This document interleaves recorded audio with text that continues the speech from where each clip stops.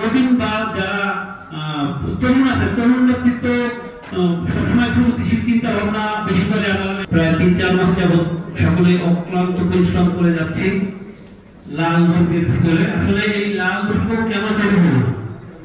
যদি বিগত কমিটি ছিল তাদের ফ্যাসিবাদী মনোভাব না থাকতো তাহলে লাল আমরা সকলে সেই সাদা দুর্গে কক্সবাজারে সেই ১ বছর সকলে সমস্যার সমাধান করতে পারতাম।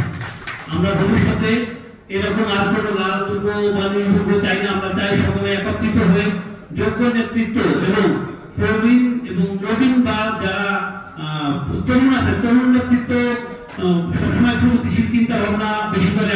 টানা ৭ম-বারের মতো বেস্ট টিস্যু পেপার ব্র্যান্ড হিসেবে স্বীকৃতি পেয়েছে বসুন্ধরা টিস্যু। বিশ্বাস এই ধরনের নবীন এবং প্রবীণের সমন্বয়ে আমরা যে লাল দুর্গের সৈনিক তারা একটি ভালো প্যানেল তৈরি করে এবং নির্ভুল ভোটার তালিকা ইনশিওর না করে আমার মনে হয় যদি আমরা ইলেকশনে যাই তাহলে সেটা আমাদের জন্য খুব বেশি সুখকর না হতে পারে। সেই ক্ষেত্রে আমাদের সবচেয়ে বেশি গুরুত্ব দেওয়া উচিত সেটা হলো ভোটার তালিকা।